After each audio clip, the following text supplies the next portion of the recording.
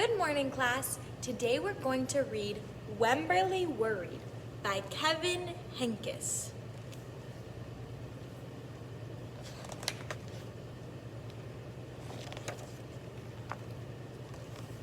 Wemberly worried about everything.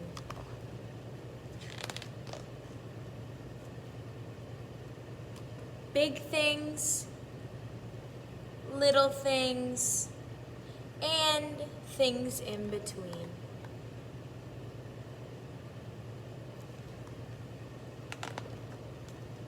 Wemberly worried in the morning, she worried at night, and she worried throughout the day. "You worry too much," said her mother. "When you worry, I worry," said her father.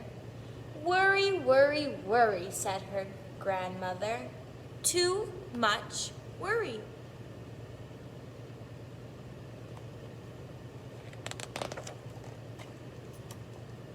At home, Wemberly worried about the trees in the front yard.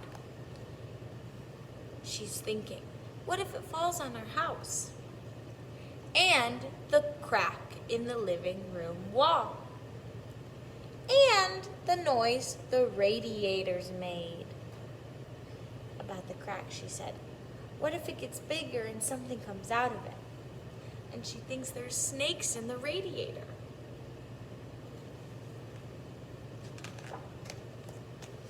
At the playground, Wemberly worried about the chains on the swings, and the bolts on the slide, and the bars on the jungle gym. And always she worried about her doll, Petal.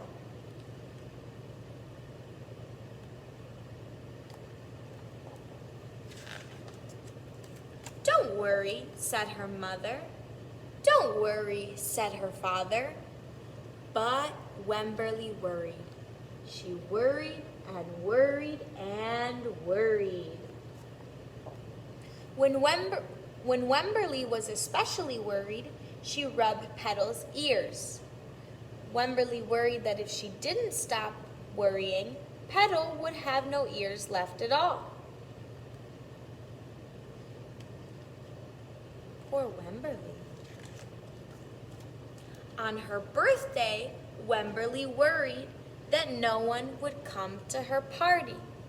"See," said her mother, "there was nothing to worry about." But then Wemberly worried that there wouldn't be enough cake.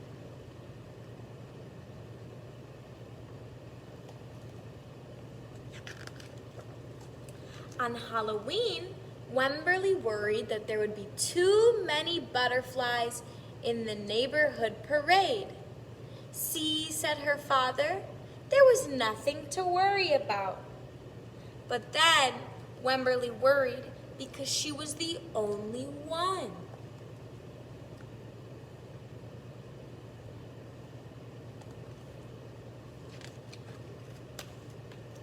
"You worry too much," said her mother. "When you worry, I worry," said her father. "Worry, worry, worry," said her grandmother. "Too much worry." Soon, Wemberly had a new worry: school. Wemberly worried about the start of school more than anything she had ever worried about before. See, she looks very scared going into the school.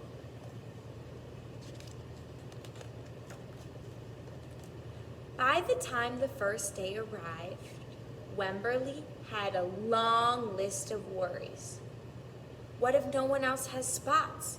What if no one else wears stripes? What if no one else brings a doll? What if the teacher is mean? What if the room smells bad? What if they make fun of my name? What if I can't find the bathroom? What if I hate the snack? And what if I have to cry? She's worried about so many things. "Don't worry," said her mother. "Don't worry," said her father. But Wemberly worried. She worried and worried and worried. She worried all the way there. When Wemberly's parents talked to the teacher, Miss Peachum, Wemberly looked around the room. Then Mrs. Peachum said, "Wemberly, there is someone I think you should meet." Her name was Jewel. She was standing by herself. She was wearing stripes. She was holding a doll. Do you see Jewel? She's all alone.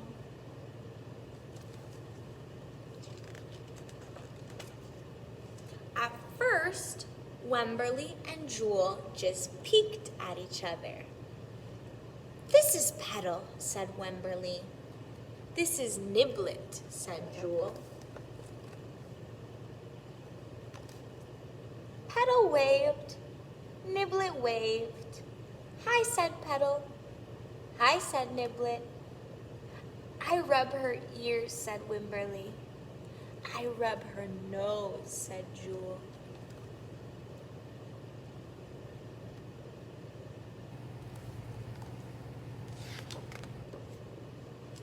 Throughout the morning, Wemberly and Jewel sat side by side and played together whenever they could.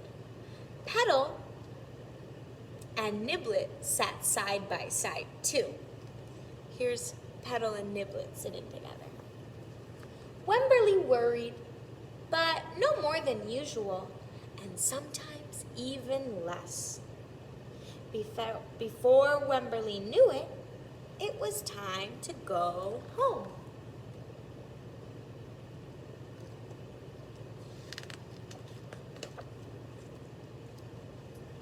"Come back tomorrow," called Mrs. Peachum as the students walked out the door.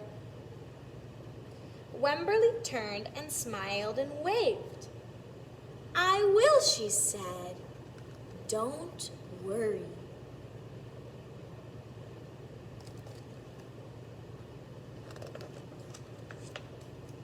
And there she is with her mama and papa. Did you like the Wemberly Worried story? What was your favorite part? I really liked when she met Jewel. I really liked when she met Jewel. I think it shows that sometimes when you have a friend, big things can be a lot less scary. And it turns out that sometimes we worry about things we don't need to worry about. Let me know what was your favorite part of the story.